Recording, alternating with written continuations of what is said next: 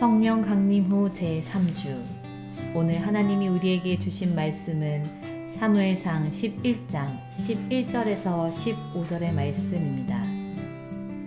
이튿날 사울이 백성을 3대로 나누고 새벽에 적진 한 가운데로 들어가서 날이 더울 때까지 암몬 사람들을 치매 남은 자가 다 흩어져서 둘도 함께 한 자가 없었더라.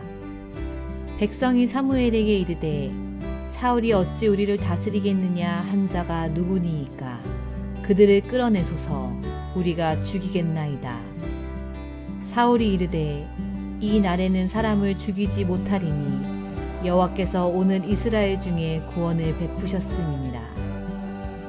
사무엘이 백성에게 이르되 오라 우리가 길갈로 가서 나라를 새롭게 하자. 모든 백성이 길갈로 가서 거기서 여호와 앞에서 사울을 왕으로 삼고 길갈에서 여호와 앞에 화목제를 드리고 사울과 이스라엘 모든 사람이 거기서 크게 기뻐하니라. 아멘. 아멘. 네, 우리는 계속해서 이제 사사 시대 이후에 왕정 시대로 전환되는 과정을 우리가 살펴보고 있습니다. 지금까지의 상황을 정리해 보면 이스라엘 백성들이 사무엘에게 왕을 요구했습니다. 사무엘은 그들의 요구를 반대했지만 기도하던 중에 하나님께서 그들의 요구를 들어주라 왕을 세우겠다라는 음성을 듣고 왕을 세우기로 그렇게 결심을 하고 마음을 돌이키죠. 그리고 하나님께서 다음 날 네가 베냐민 사람 한 사람을 만나게 될 것이야. 그 사람에게 기름을 부어 왕으로 세우라 이렇게 말씀을 하셨습니다. 사무엘은 하나님의 말씀대로 사울을 만났고 사울에게 기름을 부었습니다. 이스라엘의 모든 지파들을 한자리에 불러서 제비 뽑기의 방식으로 이스라엘의 공식적인 왕을 세우기로 하죠.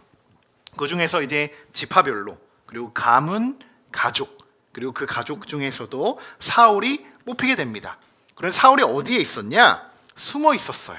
숨어 있었죠. 숨어 있던 사울을 데려오고 이제 사무엘이 모든 이스라엘 백성들에게 선포하는 말씀입니다. 10장 24절의 말씀인데요. 같이 함께 읽겠습니다.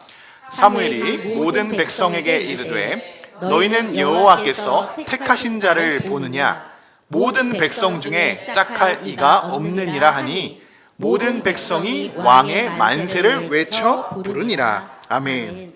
자, 모든 백성이 만세 만세 그러면서 이제 우리의 왕이 세워졌다 하면서 지금 만세를 외쳐 부르고 있습니다. 이렇게 사울은 아주 공식적인 이스라엘의 공식적인 왕으로 세워졌죠. 자, 이렇게 10장의 말씀이 맞춰졌다면 아주 깔끔했을 겁니다. 그런데 24절 이하의 말씀을 보니까 뭔가 좀 찜찜한 부분이 있어요. 그렇게 말씀이 맞춰집니다. 27절이에요. 같이 한번 읽어보겠습니다. 어떤 불량배는 이르되 이 사람이 어떻게 우리를 구원하겠느냐 하고 멸시하고 예물을 바치지 아니하였으나 그는 잠잠하였더라. 아멘. 사울이 지금 많은 사람들이 만세 만세 그러면서 우리 왕이 세워졌다라고 그렇게 기뻐할 때 왕으로 세워졌음에도 불구하고 한쪽에서는 이렇게 말하죠. 이 사람이 어떻게 우리를 구원하겠냐. 이 사람이 27절에 불량배라는 말이 나옵니다. 단어가 나옵니다. 성경에는 불량배라는 단어가 나오는데 이것을 원어로는 두네벨리알이라고 합니다. 이것을 한글로 이렇게 번역을 하다 보니까 이제 불량배라는 단어로 이제 번역을 하게 되는데 사실 이 뜻은 원어의 뜻은요 반대하는 자들이라는 뜻입니다. 반대하는 자들. 지금 이스라엘의 분위기가 어땠는지 우리가 충분히 짐작해 볼 수 있겠죠. 모든 많은 사람들이 대부분 완세를 외쳐가며 왕이 세워짐을 기뻐하지만 또 한켠에는 저 사람이 어떻게 우리를 구원하겠느냐라고 이렇게 반기를 드는 자들도 있었어요. 자, 26절에 이런 말씀이 있습니다. 26절 한번 같이 읽어볼까요? 사울도 기브와 자기 집으로 갈 때에 마음이 하나님께 감동된 유력한 자들과 함께 갔느니라. 아멘. 자, 사울과 같이 하나님이 이 마음이 하나님께 감동이 된 자들이 있어요. 사울과 같이. 그러한 자들은 어떻게 해요? 사울을 따라갔다는 거예요. 반대로 사울을 왕으로 인정하지 못하고 불신하는 무리들도 있었다는 겁니다. 사실 이것은 이미 예고된 일일지도 몰라요. 10장 11절 오늘 같이 읽는 말씀이 참 많은데요. 우리 11절의 말씀도 한번 같이 읽어보겠습니다. 전에 사울을 알던 모든 사람들이 사울이 선지자들과 함께 예언함을 보고 서로 이르되 기스의 아들에게 무슨 일이 일어났느냐 사울도 선지자들 중에 있느냐 하고. 아멘. 이 말씀이 속담으로 불려집니다. 사울도 선지자 중에 있느냐? 사실 놀리는 거예요. 저 사람이 어떻게 선지자가 되고 어떻게 우리를 구원할 왕이냐 라고 지금 그렇게 어떻게 보면 한편에서 이 적기를 든 자들이, 반대하는 자들이 지금 이렇게 뿜어내는 말들이라는 거예요. 자, 오늘 본문은 10장이 아닙니다. 11장의 내용인데요. 제가 왜 오늘 10장의 내용들, 지금까지 있었던 내용들을 쭉 훑어보고 있을까요? 그러니까 사울이 왕이 되었음에도 불구하고 아직 많은 사람들이 사울을 왕으로 인정하지 못하고 있다는 겁니다. 이 배경을 우리가 먼저 알고 11장의 말씀을 읽어야 돼요. 여러분, 사울은요, 하나님이 기름 부어서 세우신 이스라엘의 첫 번째 왕이에요.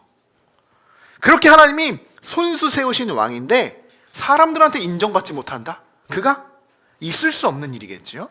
그래서 오늘 11장이 굉장히 중요한 계기와 전환점이 된다는 겁니다. 자, 11장 1절을 보시면요, 한번 지도를 볼 텐데요, 암몬이라는 곳이 있어요.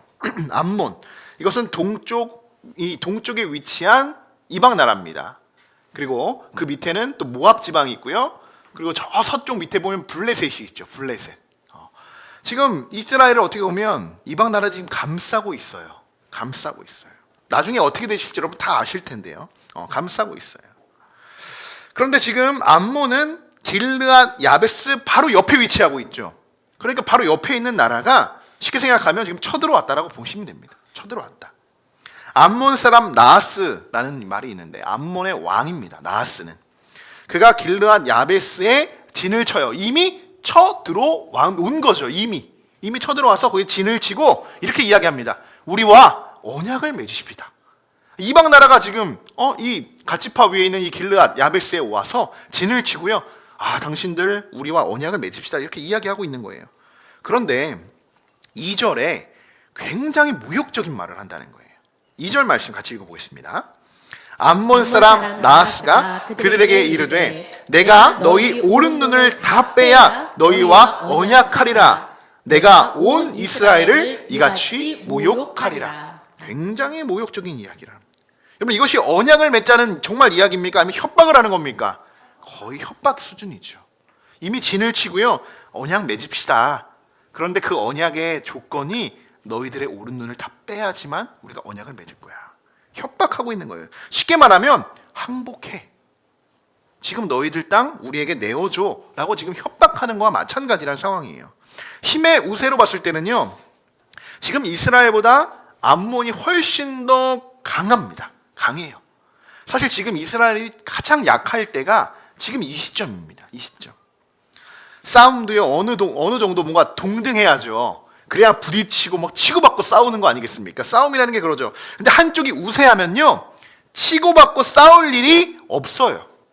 그러니까 암몬이 어떻게 나옵니까? 싸울 필요가 없는 거예요. 정말 동등하고 이들이 싸워서 이것을 빼앗기려면 무장하고 들어왔겠죠. 그런데 그런 상황도 아니에요. 협박하면 이들이 굴복하게 되어 있으니까 손에 굳이 피를 묻히지 않아도 암몬이 길르앗을 점령할 수 있는 상황이구나. 그러니까 이스라엘이 지금 얼마나 지금 약체가 되어 있다는 것을 이 말씀에서 보여주고 있는 거예요. 나하스의 이런 협박에 길르앗 야베스의 장로들, 그 당시 이제 지금 지도자들이죠. 그 지방에 장로들은 속수무책일 수밖에 없는 겁니다. 큰일 난 거죠. 그때 야베스의 장로들이요, 이런 제안을 하게 돼요. 이 나하스에게. 3절 말씀 같이 읽어보겠습니다. 야베스 장로들이 그에게 이르되 우리에게 7일 동안 말미를 주어 우리가 이스라엘 온 지역에 전령들을 보내게 하라. 만일 우리를 구원할 자가 없으면 내게 나아가리라 하니라. 아멘. 7일 동안의 시간을 허락해달라고 이야기합니다. 그리고 아예 대놓고 이야기해요. 7일 동안 우리가 이스라엘의 온 지역에 전령들을 보내가지고 우리를 구원해. 그러니까 우리가 맞서 싸울 정도의 그런 뭔가의 사람들이 있으면 우리가 뭔가를 할 텐데 그럴 자가 없으면 우리가 그냥 항복하겠다.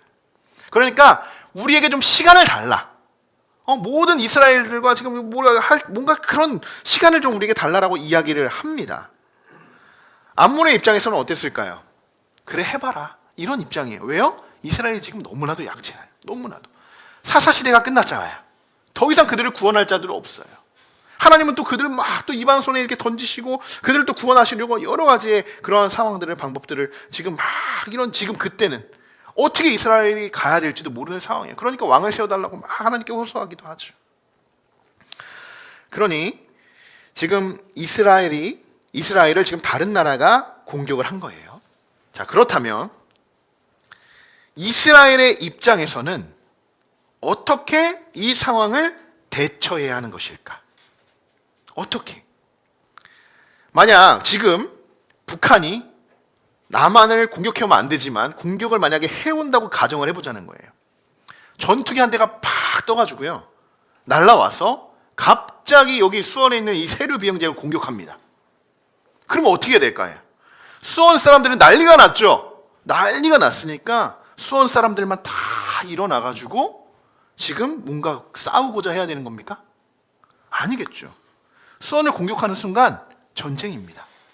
모든 나라, 지금 나라의 모든 군인들, 아마 강정호 권사님 제일 바빠지실 텐데 모든 군인들 다 소집되어서 지금 나가야 되는 거예요. 저도 가야 돼요. 저도 가야 돼요. 전쟁인 거예요. 그런데 야베스의 장로들을 한번 우리가 보자는 거예요. 이방 나라가 공격을 해왔어요. 이미 들어왔어요. 협박을 합니다. 그러면 가장 먼저 이 사실을 누구에게 알려야 됩니까? 맞아요. 왕이죠. 사울에게 알려야 지금 뭔가 이걸 보호받지 않겠어요? 얼마 전이에요? 이스라엘 왕이 세워진 거 얼마 전이에요? 불과.